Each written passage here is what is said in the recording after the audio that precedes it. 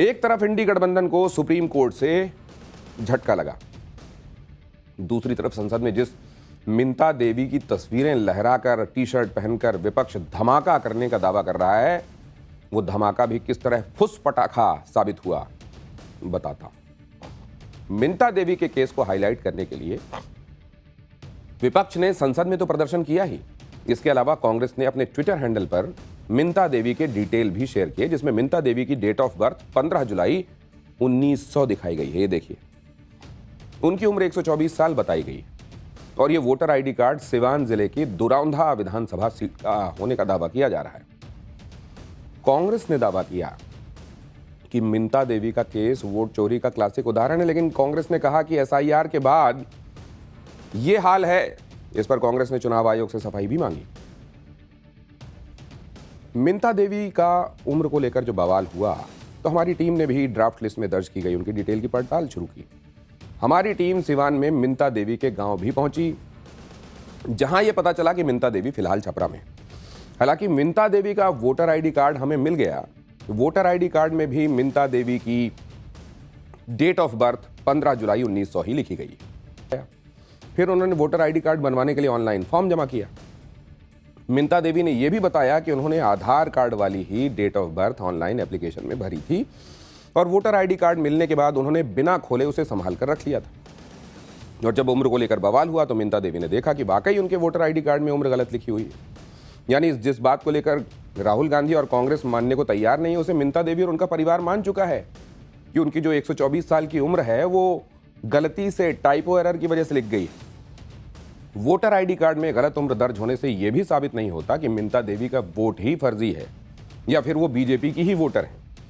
खुद चुनाव आयोग ने एक हफ्ते के अंदर मिंता देवी की उम्र को लेकर हुई गड़बड़ी को सही करने का भरोसा दिया है। मतलब साफ है कि मोदी विरोध के लिए कुछ भी करना है, जबकि कांग्रेस और इंडी गठबंधन के नेता भी ये अच्छी तरह समझते होंगे कि 124 साल का फर्स्ट टाइम वोटर तो नहीं होता। ऑनलाइन फॉर्म भरने में गलती हुई नहीं होनी चाहिए थी। मिंता देवी के वोटर आईडी कार्ड और उनकी उम्र को लेकर जो राजनीति हो रही है उसे भी लोग समझ रहे हैं। आप मिंता देवी के ससुर को सुनिए।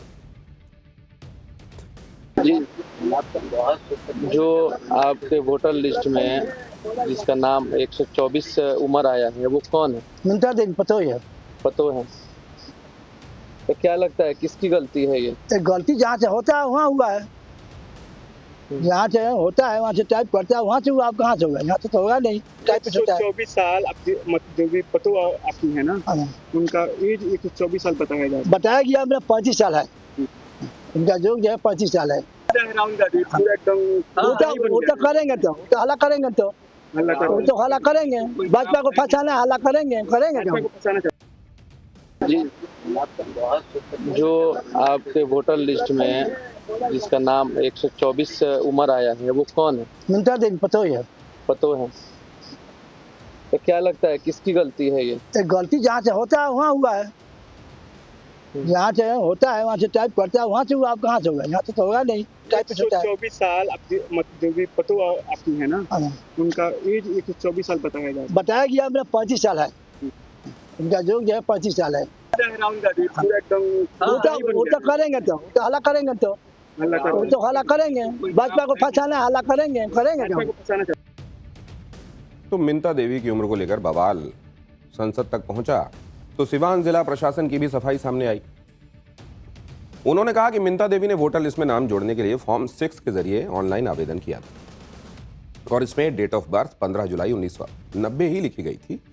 लेकिन 1 अगस्त को जो ड्राफ्ट लिस्ट जारी हुई उसमें मिंता देवी की उम्र 124 दर्ज की गई जिसके बाद बीएलओ ने मिंता देवी से संपर्क किया और उन्हें इस गलती के बारे में जानकारी दे दी गई और मिंता देवी ने इस गलती को सुधारने के लिए 10 अगस्त को फॉर्म 8 के जरिए आवेदन भी कर दिया है। नियमों के मुताबिक मिंता देवी के आवेदन पर कार्रवाई की जा रही है। तो आपने ये देखा कि एक टाइपो एरर को इशू बनाकर ये जनरलाइज करने की कोशिश की जा रही है। आप जानते हैं अपवादों को नियम नहीं बनाया जा सकता, ना बताया जा सकता। एक आधी गलतियां हो सकती हैं, लेकिन उनको केस इन पॉइंट की तरह रखकर यह बताया जाना कि देखिए पूरी लिस्ट ही गड़बड़ झाले से भरी हुई है, ये क्या जिम्मेदार विपक्ष का रवैया कहलाएगा? बिहार में वोटर वेरिफिकेशन को लेकर इंडी गठबंधन यही कह रहा है कि इससे करोड़ों लोगों के नाम कट जाएंगे। लेकिन सुप्रीम कोर्ट में आज सुनवाई में जो बातें सामने आई, उससे तो इंडी गठबंधन के सारे नैरेटिव की धज्जियां ही उड़ गईं। जैसे उदाहरण बता रहा हूं आपको। वरिष्ठ वकील अभिषेक मनु सिंघवी ने कहा कि वोटर लिस्ट रिवीजन के लिए बहुत कम समय दिया गया। सिर्फ 2.5 महीने में 5 करोड़ वोटर्स का सवाल है, कैसे रिवीजन हो सकता है? तो इस पर सुप्रीम कोर्ट ने कहा कि अगर आयोग 5 करोड़ लोगों के मताधिकार को छीनेगा तो इसके लिए हम बैठे हैं। अगर कहीं से यह पाया गया कि यह प्रक्रिया असंवैधानिक है या गैर कानूनी है तो एसआईआर की पूरी प्रक्रिया को सितंबर के आखिरी तक भी रद्द किया जा सकता है। यानी सुप्रीम कोर्ट ने खुद भरोसा दे दिया कि बेवजह किसी का नाम वोटर लिस्ट से नहीं कटेगा, जबकि ये लोग माहौल बना रहे थे कि करोड़ों लोग वोटर लिस्ट से बाहर हो जाएंगे। सुप्रीम कोर्ट ने तो साफ कह दिया कि करोड़ों लोगों के नाम कैसे कट जाएंगे। अगर ऐसा होगा तो फिर सुप्रीम कोर्ट किस लिए है? लेकिन इसी तरह की बातें वरिष्ठ वकील कपिल सिब्बल ने उठाई। सिब्बल ने कहा कि करोड़ों लोगों के नाम मतदाता सूची से बाहर होने की आशंका है। अक्टूबर में चुनाव है, क्या ऐसे समय में आयोग को यह करना चाहिए? कुल 7 करोड़ 90 लाख मतदाता हैं। वो कहते हैं कि 7 करोड़ 24 लाख लोगों ने फॉर्म भरे। इस पर सुप्रीम कोर्ट ने कहा कि 7 करोड़ 90 लाख में से 7 करोड़ 24 लाख लोगों ने अगर फॉर्म भर दिए तो वो करोड़ों लोग कहां हैं जिनके बारे में आप कह रहे हैं कि उनको मतदाता सूची से बाहर कर दिया गया? इसके साथ ही सुप्रीम कोर्ट ने बड़ी बात कही और यह कहा कि उनके मुताबिक ये मामला मोटे तौर पर विश्वास की कमी का है। कुल मिलाकर सुप्रीम कोर्ट ने इंडी गठबंधन के उस नैरेटिव की धज्जियां उड़ा दी जिसमें दावा किया जा रहा था कि करोड़ों लोगों के नाम चुनाव आयोग ने उड़ा दिए होंगे। आज सुप्रीम कोर्ट में सुनवाई के दौरान तब हलचल बढ़ गई जब याचिकाकर्ता योगेंद्र यादव ने कोर्ट में 2 लोगों को पेश किया।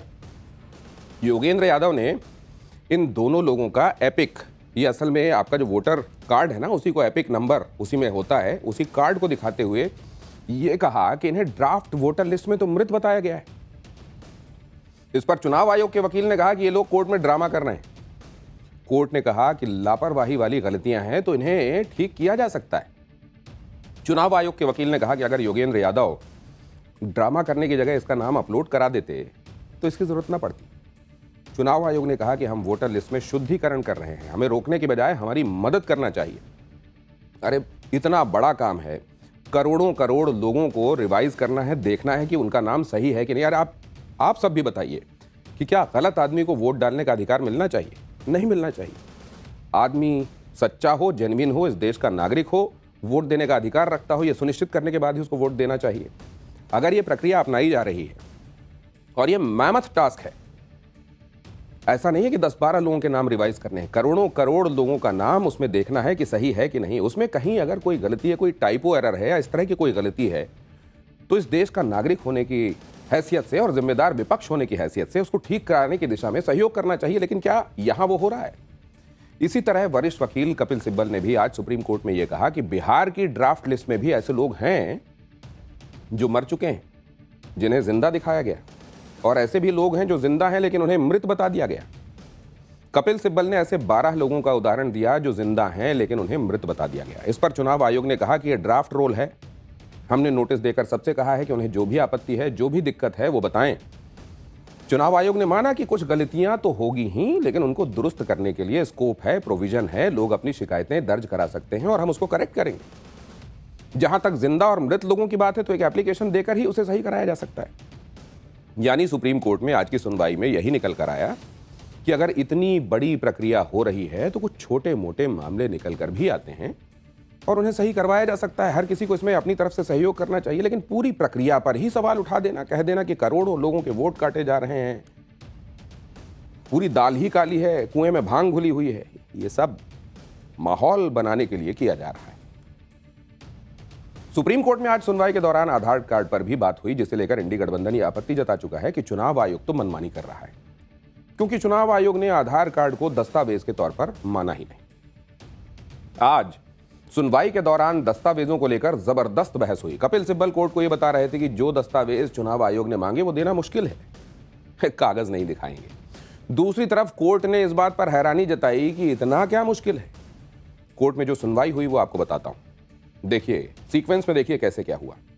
कपिल सिब्बल, उन्होंने कहा कि दस्तावेजों को लेकर बेसिक चीज ही गायब है। इस पर सुप्रीम कोर्ट ने कहा कि फॉर्म में यह कहा गया कि इनमें से कोई भी एक दस्तावेज दिया जा सकता है, सारे दस्तावेज सारे डॉक्यूमेंट्स देने ऐसा जरूरी नहीं है। इस पर कपिल सिब्बल ने कहा कि बिहार के लोगों के पास ये दस्तावेज नहीं है, यही तो हमारा पॉइंट है।